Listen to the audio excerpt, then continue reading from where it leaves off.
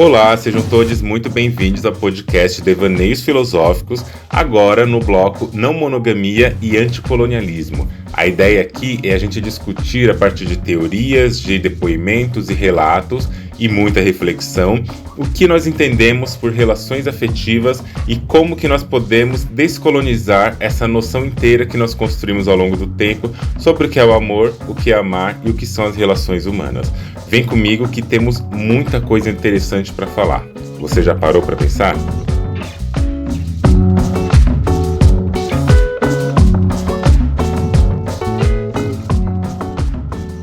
Olá, pessoas, como vocês estão? Espero que estejam bem, na medida do possível, mas se não estiverem, a gente vai caminhando e vai construindo possibilidades de lidar com o nosso sofrimento e nossos estados de sofrimento também, né? Hoje eu venho aqui para trazer relatos, e eu falo no plural porque hoje eu reuni 3 relatos que estão trazendo um tema que já é presente aqui no podcast, já é presente nas minhas redes e já é presente na minha vida também, que é quando a gente fala de neurodivergências. E eu acho que é muito importante a gente trazer isso para a gente começar pensando a seguinte coisa, que vai dar nome a este episódio. O amor não é suficiente. Menos ainda se o amor que a gente está aprendendo é o amor ensinado socialmente a partir do que eu também coloco como brancogamia, quando é esse amor que é embranquecido, colonizado e colocado como o melhor e mais interessante amor possível, mas que ele carrega com toda a sua bagagem o colonialismo, ou seja, carrega dentro do seu conjunto de elaborações, de vivências, de proposições, até mesmo de normas, ideias que são, às vezes, vivíveis por pessoas brancas e por pessoas privilegiadas, mas que não levam em consideração a classe, a raça, o corpo, se a pessoa é uma pessoa gorda, se a pessoa é uma pessoa com deficiências, neurodivergente, qualquer outra marcação, sabe? Se é uma transgeneridade envolvida nessa constituição do sujeito, não leva em conta diferentes sexualidades, não vai levar em conta muita coisa. E quando não leva em conta disso, a gente percebe que essa noção geral de amor é um amor romântico, é um amor idealizado, é um amor higienizado. Higienizado ao ponto de cortar dele, limpar dele tudo que é considerado mancha, tudo que não é considerado hegemônico, que não está dentro do padrão de beleza da internet, do padrão de beleza construído histórica e socialmente, desse padrãozinho de beleza da Disney, né? Das novelas, dos filmes hollywoodianos, enfim. Quando o amor é colocado como esse lugar onde ele é mágico, onde ele acaba resolvendo todos os problemas, quem ama tudo suporta, quem ama dá conta de encarar as diversidades que estão ali e as adversidades que estão ali nas relações. E eu tenho plena convicção, posso estar errada? Eu posso, mas eu tenho convicção até este momento de que o amor não é suficiente, menos ainda esse amor colonizado. E aí, para a gente dialogar sobre isso, eu trouxe 3 relatos que foram enviados no podcast e já aviso, vocês podem enviar seus relatos aqui também. Vocês podem mandar relatos, tem um link aqui embaixo do formulário, é só vocês preencherem esse formulário com algumas informações de vocês que eu considero indispensáveis para que eu fale sobre vocês a partir do lugar de vocês, apesar disso é uma informação anônima.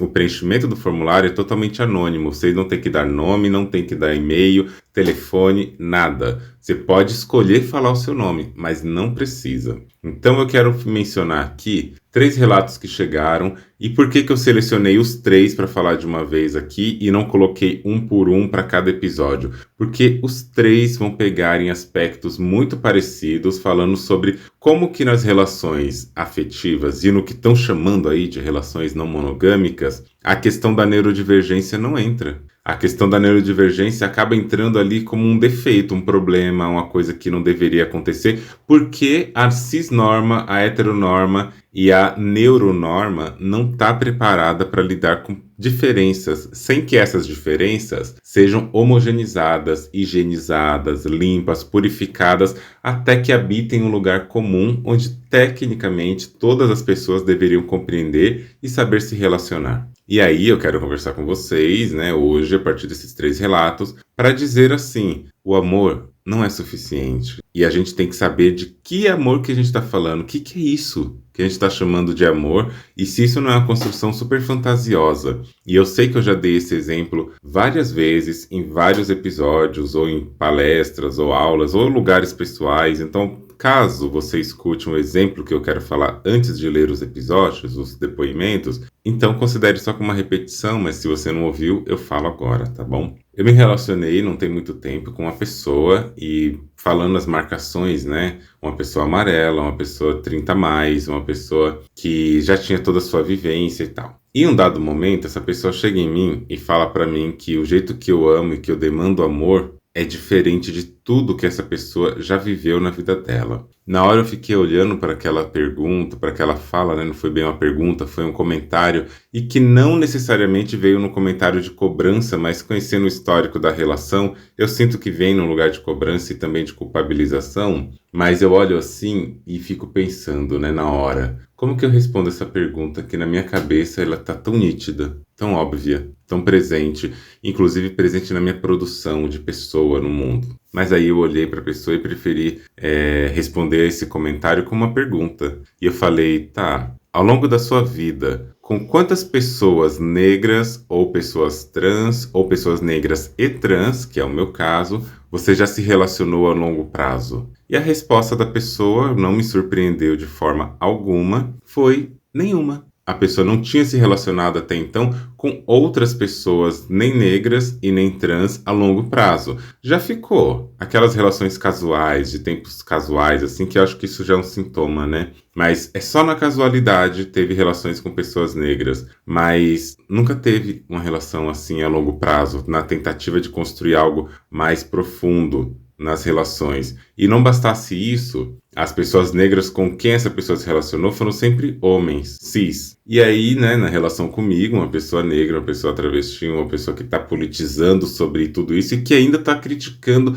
a brancogamia. E a pessoa acha diferente o jeito que eu amo e demando afeto. E é óbvio que isso vai ser diferente. Porque eu não vou aceitar me relacionar de um modo onde o amor reproduzido seja o amor reproduzido pela branquitude. Porque isso não é o amor que eu aprendi. Esse não é o amor, na verdade, assim, pode até ser o amor que eu aprendi, mas esse não é o amor que hoje eu busco, não é o amor onde eu quero me encaixar, e sequer na minha vivência isso é amor. E acho que daí a gente pode começar a pensar, porque tem a questão de gênero, tem a questão de raça envolvida, e tem também as questões de neurodiversidade, né? Eu me identifico hoje com uma pessoa que está muito dentro do espectro autista de nível 1, né? Eu não fiz diagnóstico por questões de política e questões filosóficas, mas nada contra quem faça. Eu também tenho um episódio aqui no podcast sobre isso, né, sobre diagnóstico, e aí eu falo um pouco mais. Mas esses relatos de hoje, eles trazem uma camada muito importante para a gente pensar isso tudo. E pensar, né, que tipo de amor é esse que estão colocando como norma e como que a gente também se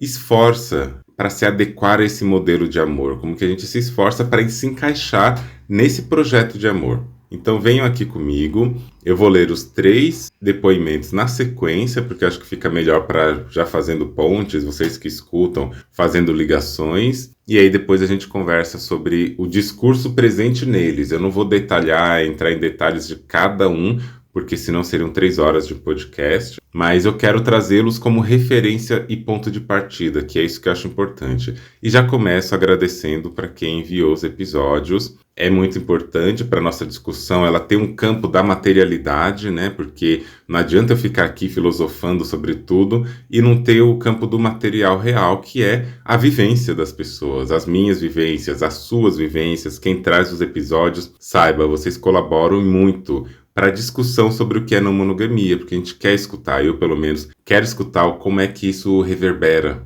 do lado de vocês. Então, peço que me acompanhem e vamos de histórias, vamos de episódios com depoimento.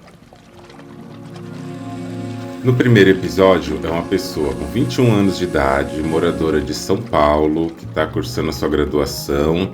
Uma pessoa se declara como branca, como não binária, e essa pessoa, na sua sexualidade, se posiciona como pansexual e é uma pessoa agnóstica. No seu depoimento, ele diz o seguinte: Tem um relacionamento não monogâmico com uma pessoa que tem TEPT, que a gente poderia entender como o que chamam de transtorno de estresse pós-traumático, e a pessoa continua, relacionado a cancelamento social. Ansiedade, episódios depressivos, pensamentos suicidas, baixa autoestima, estresse que faz com que em momentos grite comigo e me xingue, e não tem dinheiro para pagar terapia nem tratamento psiquiátrico. Essa pessoa não tem muitos amigos e nem tanta compreensão da família, de modo que muitas vezes eu sou a única pessoa que ele tem para contar. O fato de eu ser considerada mais atraente socialmente do que ele e ter vindo de uma família rica também faz com que ele se sinta inferior na relação. Não sei mais o que fazer, já deixei de vivenciar outros relacionamentos por meses para poder dar atenção e suporte. Parece que as coisas nunca melhoram, apesar de ainda ter esperança. Eu me sinto cada vez mais sobrecarregada e desesperada, de modo que minha saúde mental, que já é bem debilitada por depressão, ansiedade, TDAH, esteja piorando, mas pelo menos faço terapia e tratamento. Ele fala constantemente para eu terminar com ele, ou ele terminar comigo, porque se sente um peso, mas eu ainda amo ele e quero ser um suporte. Por fazer ciências sociais, sei de todas as problemáticas, inclusive de marcadores sociais da diferença, e como isso afeta o relacionamento, e também sobre dependência emocional. Não sei mais o que posso fazer.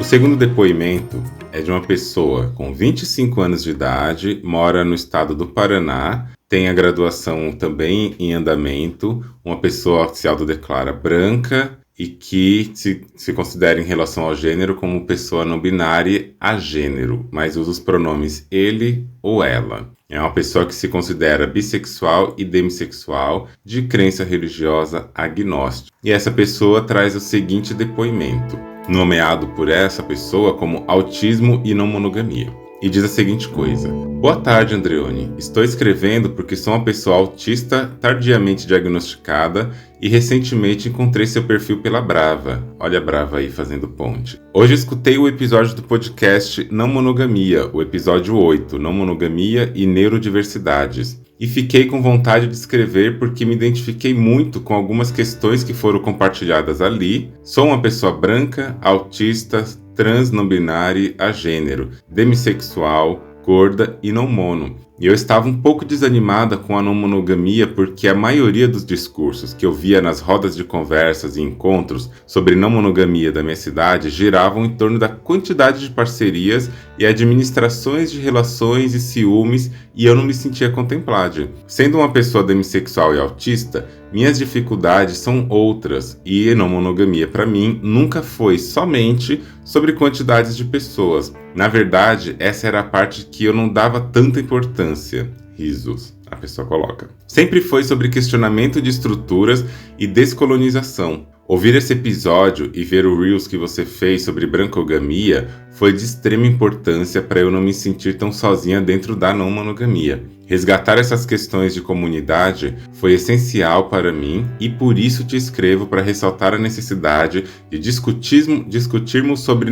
as especificidades de relacionamentos com pessoas neurodiversas. Das poucas vezes que me relacionei com pessoas não monogâmicas, hoje eu vejo que são pessoas que resumem a não mono a parcerias sexuais e trazem um discurso de liberdade individual para não se responsabilizar por determinadas ações. Ressalto que entendo a polêmica autonomia versus responsabilidade afetiva, mas esse era o caso de falta de responsabilidade mesmo. A mudança de planos em cima da hora e a falta de respeito com a minha rotina sempre foram problemas recorrentes. Organizo minha semana no domingo e tenho dias específicos para sair de casa e ver pessoas, até mesmo familiares, porque situações sociais, mesmo que sejam com pessoas que eu goste, me cansam muito e eu preciso de todo um preparo para me encontrar com as pessoas. A necessidade de previsibilidade também é algo importante para mim. O que acontecia muito é de a pessoa combinar algo comigo, mudar de ideia e sair com outra pessoa. Normalmente, neurotípicos, e aqui eu afirmo ainda cis brancos, não entendem a importância de combinados para mim,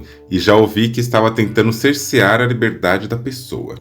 Não me relaciono mais com pessoas assim desde que eu entendi meus limites. Por acompanhar algumas páginas liberais sobre nomono, eu acabava pensando que estava sendo muito monogâmica. Porém, hoje me relaciono com pessoas que respeitam a minha rotina e entendem o quanto é importante para mim essas questões. Reafirma a importância de nos conhecermos, sabermos nossas limitações e não ficarmos em situações que nos desrespeitem. Por mais que pareça pequeno para neurotípicos, rotina, previsibilidade, comunicação clara e literal e outros pontos são essenciais para mim. Por isso que é tão importante que pessoas autistas e neurodiversas comuniquem seus limites e que pessoas neurotípicas compreendam as particularidades de cada relação. Eu não vou ser uma pessoa que vai conversar o dia inteiro no WhatsApp ou que vai ficar querendo sair todos os dias. Mas eu provavelmente vou te dar um presente inesperado de algo muito específico que você falou aleatoriamente num dia e tudo bem.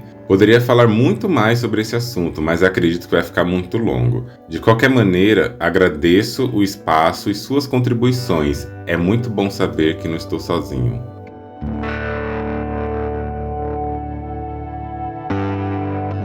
E o terceiro depoimento foi enviado por uma pessoa de 28 anos, que mora no estado do Rio de Janeiro, que está cursando também a graduação, uma pessoa branca, que se identifica como não binária, usa os pronomes ele, dele e que se considera bissexual e demissexual de crença religiosa agnóstica. Hoje, os depoimentos são todos de pessoas NB e brancas, né? E agnósticas. Acho que eu nem tinha selecionado a partir desse critério, mas aconteceu, né? De ser esse perfil hoje. E essa pessoa nos traz o seguinte depoimento. Queria que você falasse um pouco sobre hiperempatia. Eu sou autista e TDAH, talvez altas habilidades também, mas não sei se vem ao caso, e fico sobrecarregado com o nível de absorção do sentimento das pessoas que eu vivencio desde criança. Muitas vezes, outras pessoas abusam disso em alguma instância, tanto adultos quando eu era criança, quanto amizades e namorados.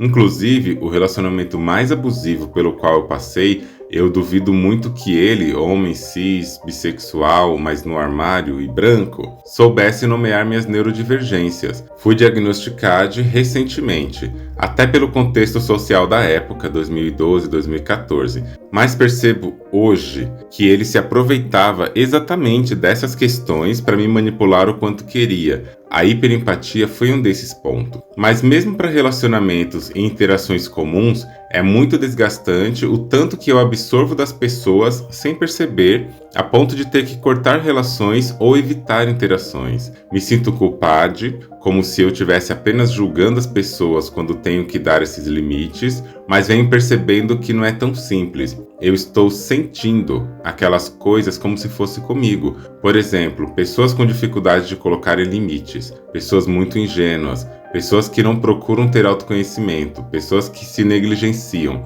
Teoricamente, nada disso é da minha conta, mas na interação com a pessoa eu percebo isso tão intensamente que me leva à sobrecarga emocional e não consigo ficar perto. É como se fosse comigo. É muito difícil achar um meio termo, porque todo mundo, literalmente todo mundo, vai ter suas questões e eu não quero me isolar. Mas como lidar com esse nível involuntário de envolvimento nas questões emocionais das pessoas que eu amo, sem adoecer nem as machucar?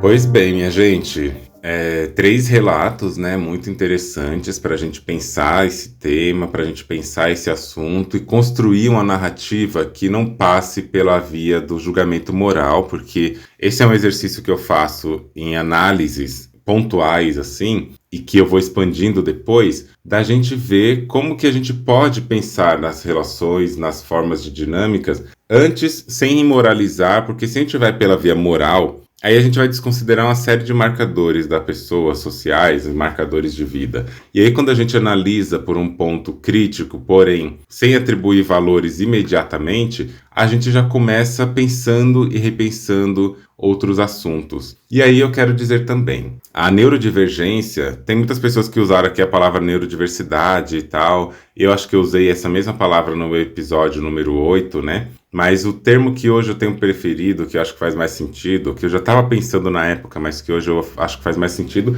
é neurodivergência. Por mais que esse termo carregue nele essa questão de que existe um protocolo normal a partir do qual as pessoas divergem. Mas eu acho que marcar neurodivergência, por enquanto, em vez de neurodiversidade, é mais interessante porque todas as 8 bilhões e tantas pessoas que tem no mundo são diferentes entre si, no modo de pensar, no modo cognitivo. Não existe uma universalidade cognitiva. Então todo mundo é neurodiverso, né, no fundo. Mas aí eu coloco neurodivergente porque eu estou marcando este lugar de separação das pessoas que conseguem se adequar a uma normalidade, a uma normatividade, o que chamam de neurotipia, né, pessoas neurotípicas, que eu acho que não passa de uma condição que algumas pessoas têm de suportar mais e tolerar mais a normatividade ao ponto de se encaixar melhor nela, seja com sofrimento ou não. Então, pessoas neurodivergentes são essas pessoas que têm um custo emocional, afetivo, psicológico, fisiológico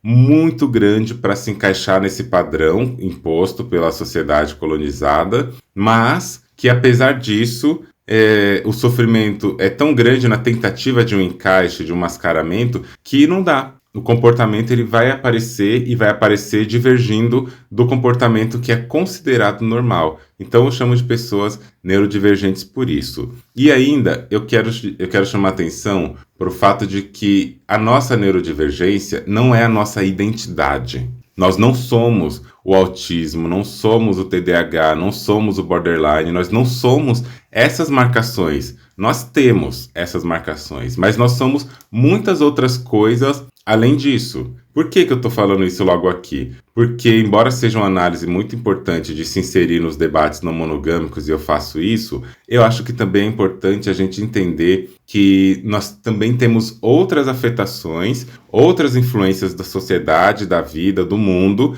e que essas afetações que chegam até nós podem ser potencializadas ou minimizadas a depender da nossa condição neurotípica, neurodivergente e assim por diante. Pode ser que uma coisa que aconteça socialmente, tipo um trauma social histórico, tipo traumas raciais, tenha um efeito numa pessoa neurotípica, mas numa pessoa neurodivergente, esse efeito ele pode ser potencializado, muito potencializado. Assim como pode ter alguns tratos sociais de etiqueta ou então de comportamento, de ideias que para a maioria das pessoas neurotípicas, dentro de um pacto social é considerado como horrível, que não pode ser assim e está errado agir desse jeito, porque você não pode ter uma sinceridade tão grande. Para pessoas neurodivergentes, talvez tenha esse filtro menos ativado, a gente acaba falando certas coisas que as pessoas vão entender dentro de um conjunto de códigos como algo que de repente foi agressivo. Então, o modo como a gente está também vai interferir no modo que a gente vive socialmente, mas o modo da sociedade também vai afetar como a gente entende a nossa própria subjetividade.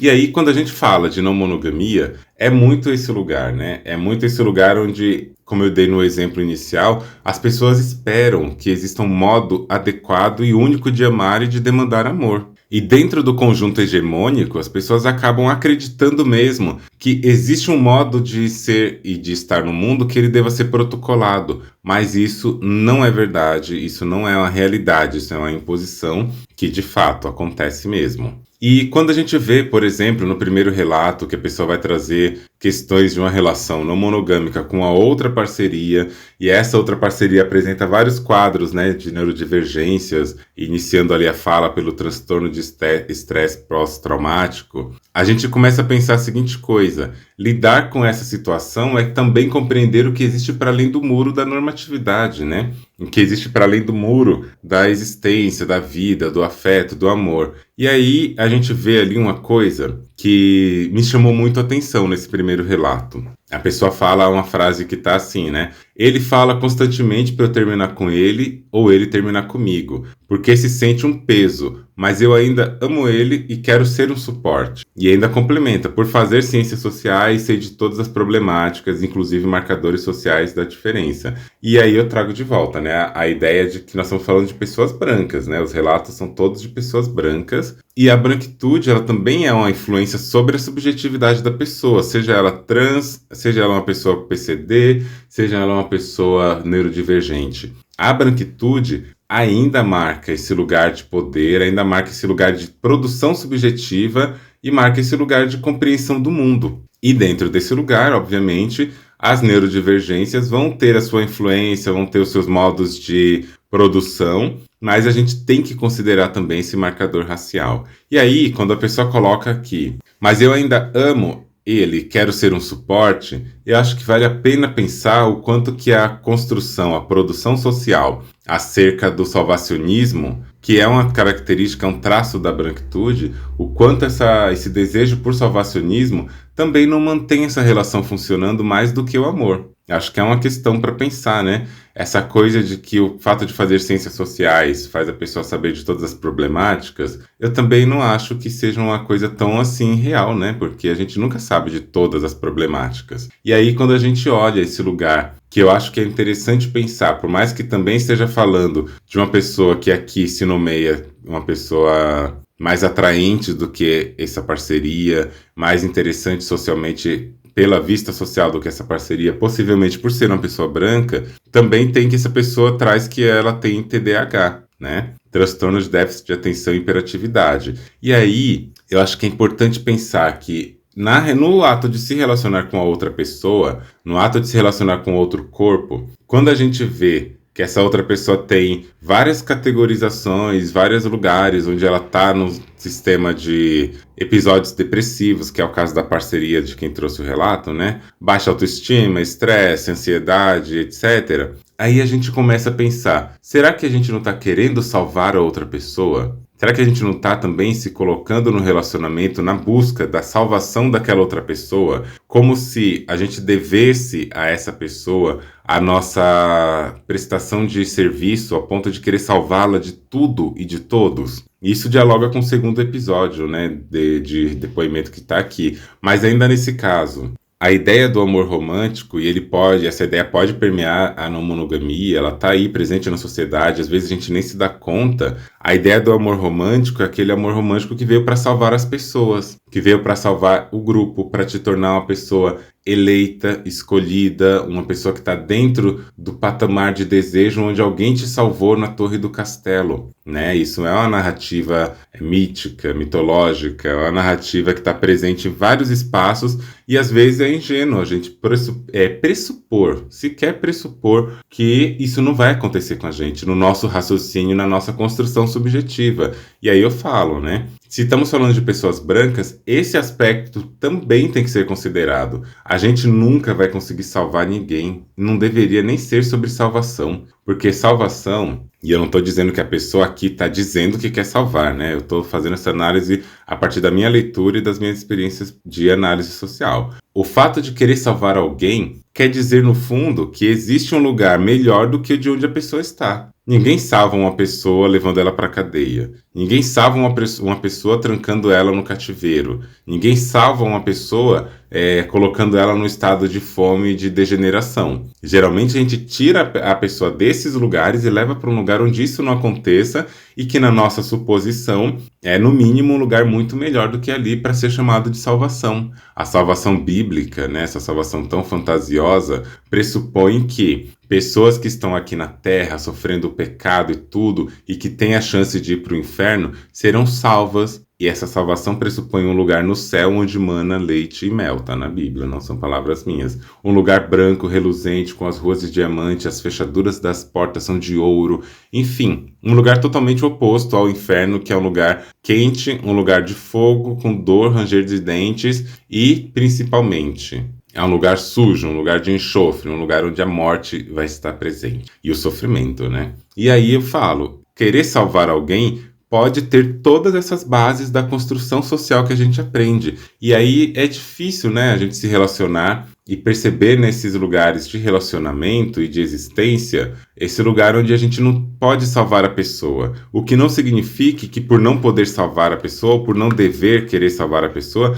a gente vai deixar cada pessoa que se vire, que cuide de si, que seja ela por ela mesma. E não é também sobre isso. Só que é importante a gente saber isso para reconhecer até onde a gente pode ir. Senão a gente vai querer virar clínica de reabilitação, que é um negócio super perigoso, né? Essas clínicas de reabilitação. A gente vai virar ONG. A gente vai virar um monte de coisa que não é o nosso papel virar isso. Só que existe uma linha tênue entre a gente querer dar um suporte para a pessoa, porque a gente está olhando a necessidade daquela pessoa, o olhar sobre o cuidado com aquela pessoa, o carinho, o desejo, o afeto, para que aquela pessoa fique bem. E existe um outro campo que está nessa linha tênue, que é o quanto esse fazer alimenta o nosso ego e o nosso narcisismo. E aí é importante a gente pensar, né? Porque se a não monogamia é esse lugar que está sendo falado socialmente, de fato, como pegação, como apenas relações sexuais, como gerenciar relacionamentos, como se você estivesse fazendo um curso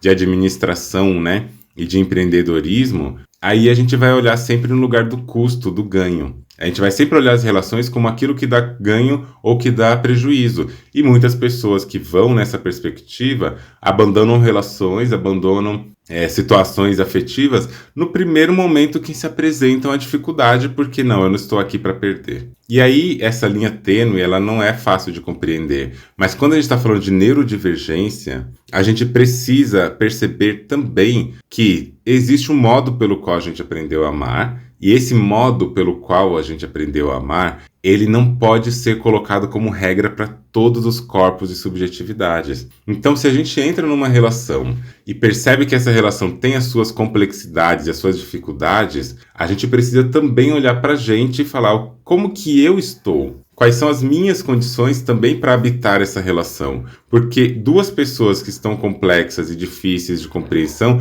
não vão se ajudar necessariamente, mas não é o olhar categórico de não dá certo, eu quero ir embora, que resolve a situação. O olhar é o seguinte: como nessa relação com pessoas complexas, porque todas as pessoas são complexas, como nessa relação eu consigo escutar aquela pessoa, eu consigo me escutar e eu consigo entender o que é daquela pessoa e necessidade dela e o que é meu e da minha necessidade. Porque senão a gente vai deduzir que aquela pessoa está pedindo por uma salvação e por uma ajuda, e a gente vai tentar ajudar a partir daquilo que a gente acredita que é bom para a pessoa, e não necessariamente vai funcionar. Vai ter coisas que vão aparecer nos próximos depoimentos, né, que eu já vou falando logo depois, mas aqui eu chamaria atenção mais para esse ponto, né? Esse lugar de conviver nesse ambiente, viver nessa relação onde pode se desenvolver uma dependência emocional maior, também é feito nesse lugar onde, às vezes, é isso que está nos complementando a agir em estar na relação. Vocês entendem o que eu quero dizer? E aí eu penso, né?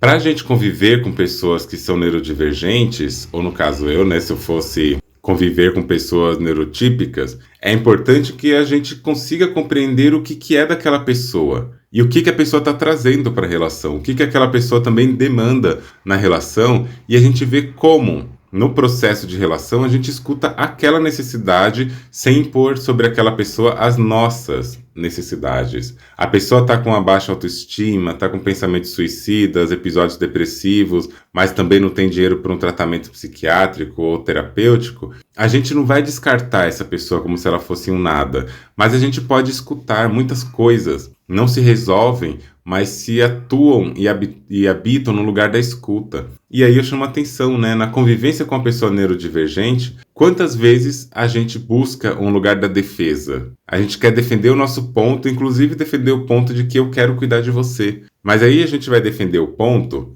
esquecendo que nem tudo é sobre defesa, nem tudo é sobre se defender. Às vezes é sobre a gente deixar a pessoa dizer o que dá para fazer. O que pode ser feito, o que você gostaria que fosse feito, e aí a gente vai vendo onde se encaixam as nossas possibilidades. E esse aqui foi sobre o primeiro relato, né, que eu acho que traz toda essa demanda de pensar e entender a respeito disso. No segundo relato, que aí a pessoa vai trazer um relato um pouco mais longo, um pouco mais expandido sobre a percepção dessa pessoa em relação às relacionamentos e tudo, ainda estamos falando de uma pessoa branca, mas uma pessoa não binária, uma pessoa demissexual e tudo mais, que a gente está aqui entendendo e compreendendo. E aí traz toda uma contextualização, que foi o que eu falei até agora também, né? Sobre como que essas questões aparecem na relação não monogâmica no contexto popular e social. E é importante a gente olhar para isso, é importante a gente pensar nessas questões. Acho que esse segundo relato,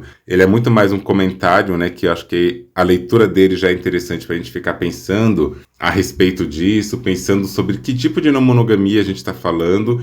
Para quem está chegando agora, tem o primeiro episódio desse bloco de não monogamia, que fala de que não monogamia a gente está falando. E a gente vai olhando ali, vai pensando e repensando. Porém, aqui também tem coisas muito importantes quando a gente está falando sobre a questão da neurodiversidade, né? Ou melhor, da neurodivergência, que é a seguinte coisa: a pessoa traz aqui uma queixa, a pessoa traz aqui uma questão de que quando fala sobre esse lugar de se relacionar com pessoas neurotípicas, algumas coisas são meio que jogadas de lado e as pessoas não se responsabilizam. Por exemplo, a pessoa diz: a mudança de planos em cima da hora e a falta de respeito com a minha rotina sempre foram problemas recorrentes. Organizo minha semana no domingo e tenho dias específicos para sair de casa e ver pessoas, até mesmo familiares, porque situações sociais, mesmo que sejam com pessoas que eu goste, me cansam muito e eu preciso de todo um preparo para me encontrar com as pessoas. E isso é importante a gente entender também, né? Quando a gente se relaciona com outra pessoa, seja a gente neurodivergente ou não.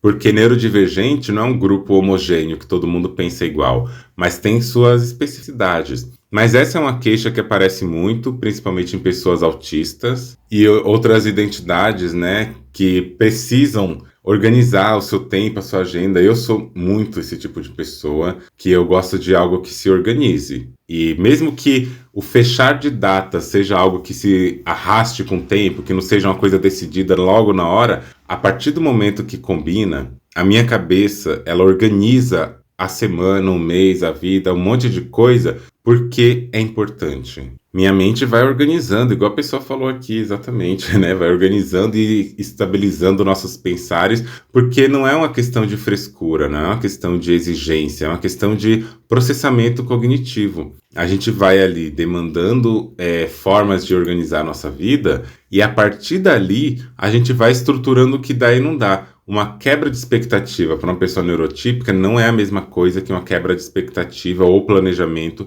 para uma pessoa neurodivergente. Isso inclui vários sentimentos de desestabilização, como a pessoa coloca aqui, né? Que colocar essa previsibilidade é algo necessário. Eu tenho muita dificuldade de combinar coisas que se mudam tanto, que se quebram tanto e se desestabilizam tanto. Eu tenho que querer muito para que essa coisa continue se prolongando e se marcando. Mas é muito importante, né, que a gente olhe para isso e fale, tá, como que eu posso, considerando as necessidades daquelas pessoas, me posicionar num lugar de atenção e respeito a isso também. Entender esse lugar da outra pessoa é entender um lugar de respeito. Por isso que amor não é suficiente. Não basta você amar a pessoa, não basta você ter certeza que ama, não basta você demonstrar o seu amor, o seu afeto, o seu carinho, o seu cuidado, se no fundo, coisas que são muito importantes para o equilíbrio psicológico daquela pessoa ou para a consistência psicológica daquela pessoa não são levadas em consideração.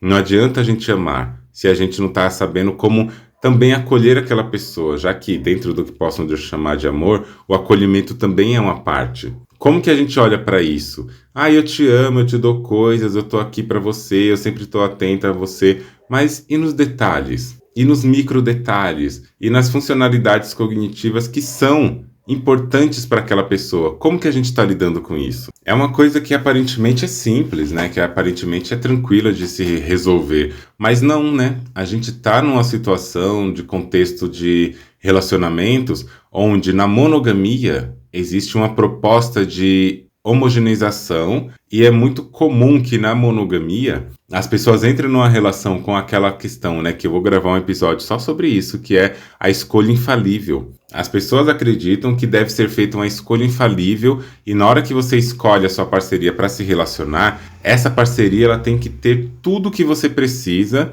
e você não pode ter nada que não caiba na relação, porque se tiver, tem que ser cortado e jogado fora. E eu não vejo muito diferente, às vezes, em muitas relações não monogâmicas, ou supostamente não monogâmicas, onde as pessoas acabam levando essas marcações com muita intensidade esperando que todas as pessoas se homogeneizem no seu comportamento, ou seja, se tornem iguais, universalizadas no seu comportamento para atender a necessidade daquela relação. Só que mais do que isso, é muito comum a gente chegar na relação esperando essa homogeneização naturalizada. É muito comum que no nosso contato com outro ser humano, com a outra pessoa, a gente já parte do pressuposto que aquela pessoa entende quem a gente é, e de que a gente entende quem aquela pessoa é. Isso pode acontecer inconscientemente, por mais que a pessoa diga, não, eu estou atenta. A tendência é a gente chegar para analisar aquela pessoa com nossa bagagem e vice-versa. Só que nesse chegar, esperando esse encaixe,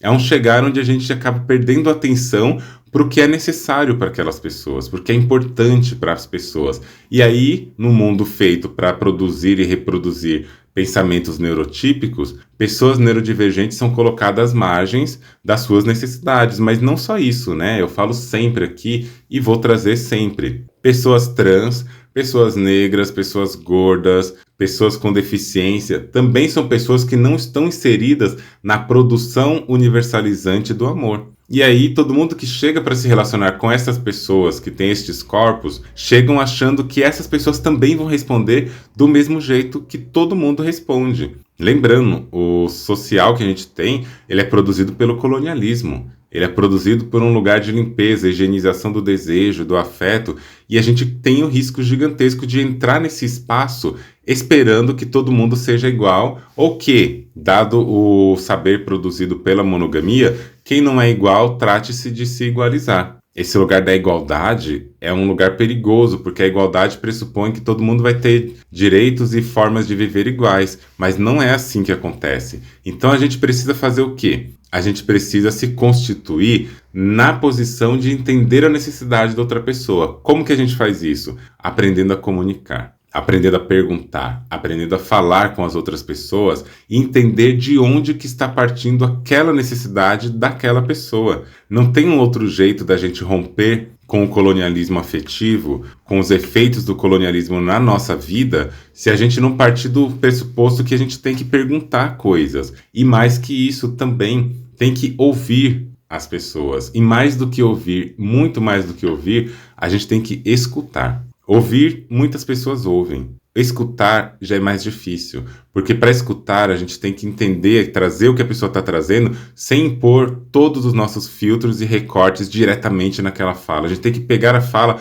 como ela pode ser, escutar, e depois que escutar a gente trazer elementos para pensar sobre aquilo. Isso requer tempo numa sociedade como a nossa, que é a sociedade da velocidade. A velocidade é tão grande que, se não for boa, vai cancelar, vai cortar, vai jogar fora. A não monogamia, feita apenas por um lugar despretendido, um lugar muito voltado só para relações sexuais, é uma não monogamia do descarte também. E tudo que não é hegemônico vai ser descartado insistentemente, com muita precisão, dentro de um sistema mesmo. A gente não pode autorizar esse lugar do descarte, esse lugar da rejeição, como a monogamia e como o colonialismo sugere. A gente precisa escutar a necessidade que está vindo daquela outra pessoa, daquela outra parte, para que a gente também tenha condição de saber, condição de entender o que ali está também sendo uma demanda. A gente não tem como prever tudo no mundo, isso é muito real.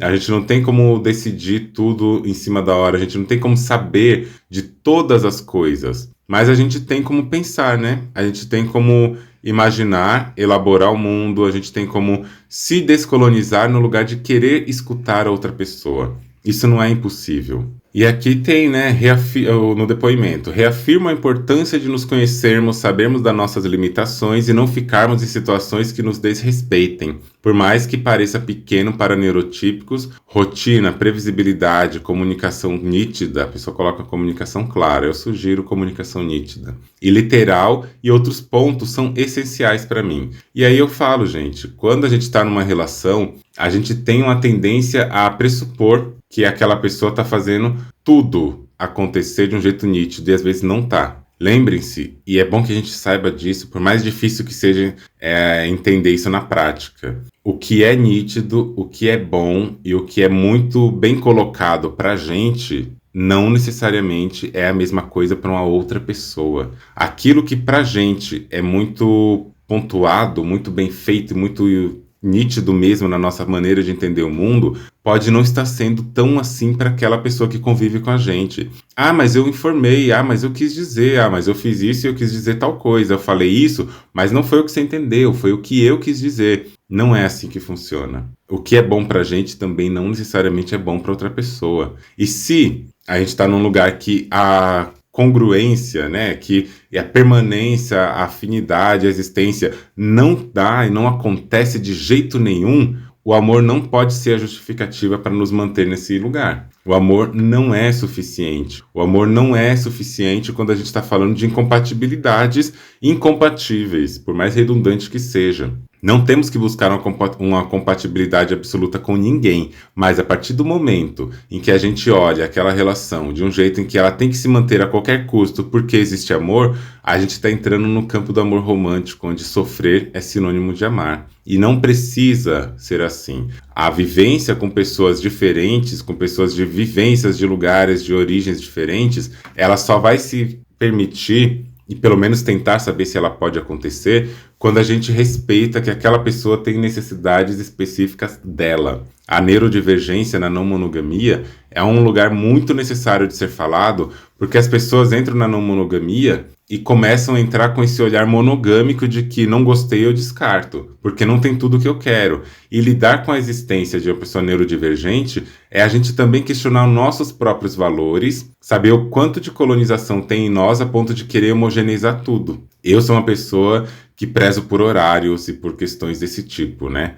Eu me relacionei com uma pessoa que era atrasada, talvez a pessoa mais atrasada que eu já conheci na minha vida. E durante os meses de relação, esse atraso, eu comecei entendendo que esse atraso fazia parte também do funcionamento cognitivo daquela pessoa. Para minha existência era algo trágico, horrível. Para a existência daquela pessoa, era algo que a pessoa vivia daquele jeito. A pessoa é atrasada em todos os lugares da vida. A pessoa só não perde emprego, só não perde posição social, só não é afastada da sociedade, porque além de várias questões, é uma pessoa que não é negra. Porque se fosse uma pessoa negra, ela já seria colocada num outro patamar de animalização, de incompetência, né? E tem tudo isso que tem que ser levado em conta também. Mas o que eu fazia? Eu me organizava para que, caso a pessoa se atrasasse, o atraso da pessoa implicasse um compromisso importante para mim, eu poderia ir só no compromisso, não dependesse daquela pessoa. Ou eu já programava coisas com muita antecedência com aquela pessoa. Ou programava coisas com aquela pessoa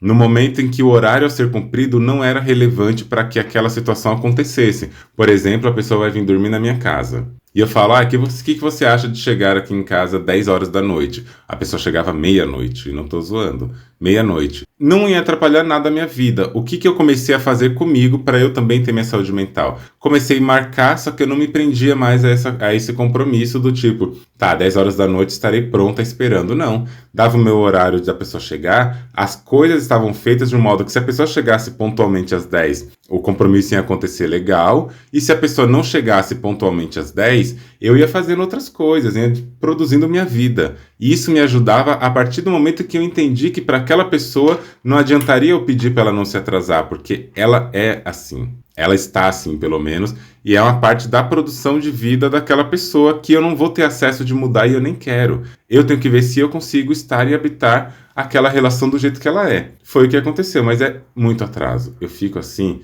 passada, muito passada com isso. Mas é um lugar da gente entender também que tem isso entre as pessoas. E se chega um ponto em que o adoecimento psicológico está sendo uma coisa colocada ali, a gente tem que olhar até onde que a gente vai. Dá para prosseguir? Não dá para prosseguir? Vamos vendo como a gente consegue elaborar isso tudo, né? E tudo isso conversa também com o terceiro depoimento, que é onde a pessoa vem falando sobre hiperempatia. Pessoas neurodivergentes, de tão literal que costumam ser na maioria dos casos, também tem esse lugar da literalidade ser transferida para outra pessoa ao ponto de não faça para o outro o que você não quer que faça com você. Ao mesmo tempo, isso se volta como o que está fazendo o outro sofrer também vai me fazer sofrer. Ou o que me faz sofrer profundamente faz aquela pessoa sofrer. E às vezes a gente sente alguma coisa em relação a algo na vida, por exemplo, uma coisa boba, né? É uma pessoa que sente muito frio e que é uma pessoa friorenta demais. Olha uma pessoa no dia frio, sem blusa, ela começa a se sentir mal porque acha que aquela pessoa está sofrendo por isso.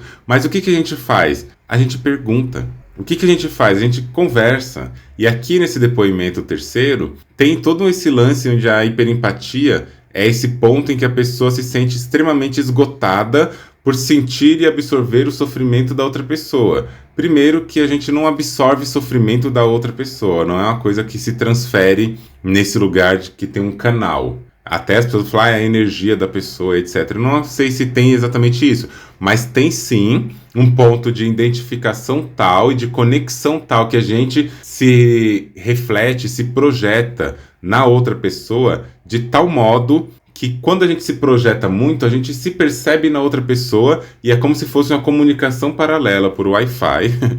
A gente está ali tão projetada na outra pessoa que o que aquela pessoa faz é como se a gente estivesse fazendo. E isso talvez seja entendível como a hiperempatia.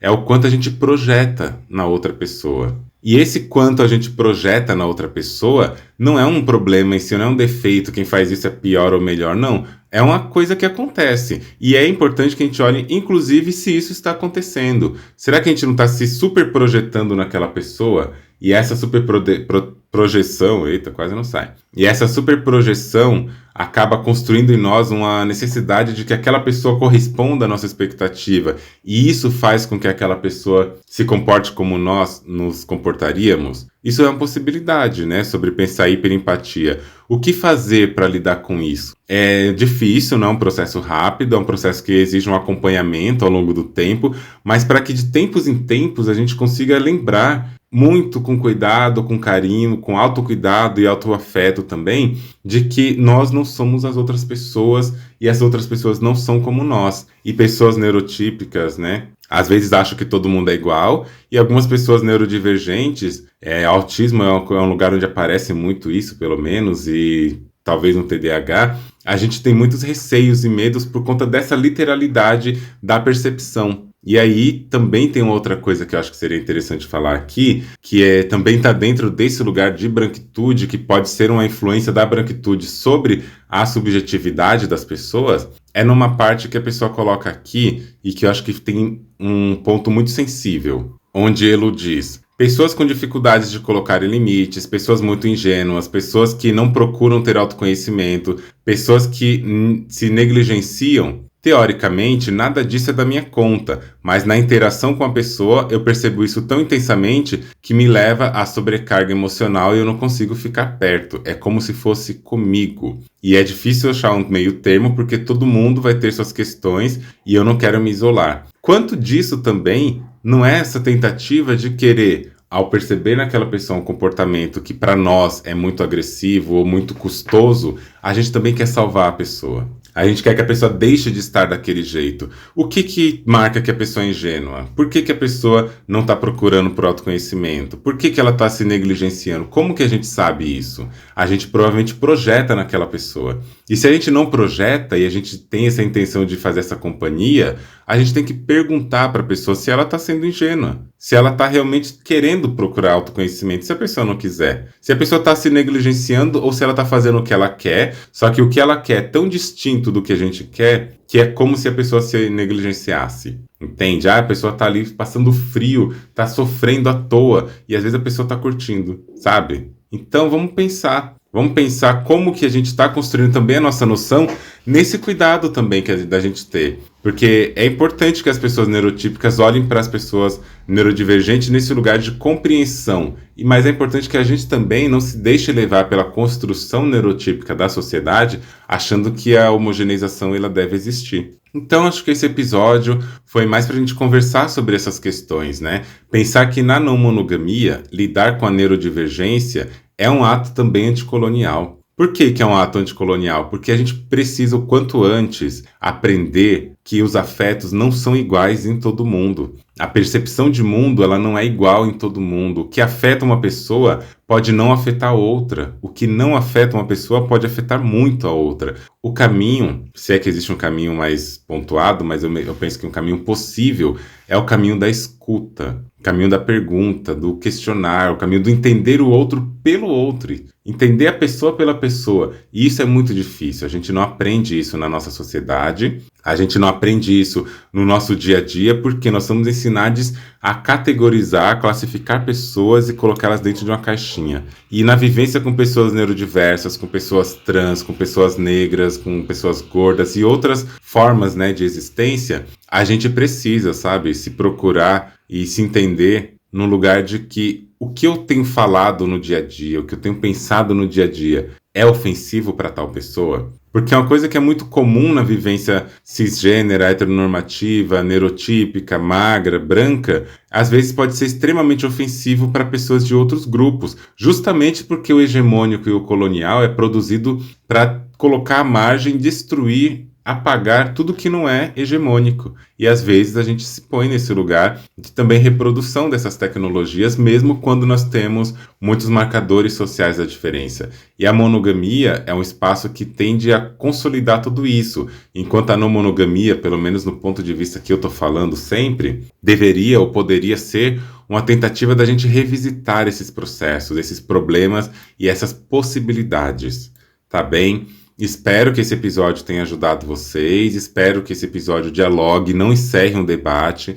mas que ele dialogue com as nossas questões de vida, com as nossas necessidades e mais que isso, que ele dialogue com a mudança possível. Outros mundos possíveis do amor e do afeto são possíveis sim. Outros mundos são possíveis a partir do momento que a gente tente destruir o mundo que está agora, que é o mundo neurotípico, cisgênero, heteronormativo, branco, gordofóbico e capacitista em várias instâncias. Você já parou para pensar? Então é isso, minha gente. Ficamos por aqui. Vejo vocês no próximo episódio. Não esqueçam de compartilhar esse episódio, todos aqueles que vocês acharam bonitinho. Compartilhem nos seus stories do Instagram, marca o meu perfil, andreone.medrado. Já aproveita também, né, para seguir o meu perfil.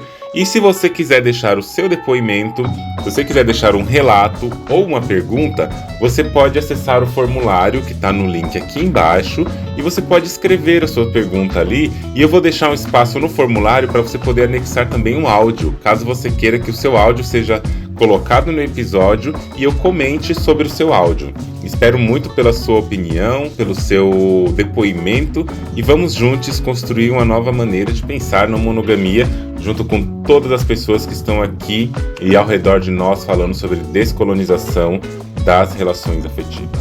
Vejo vocês em breve, até um próximo episódio.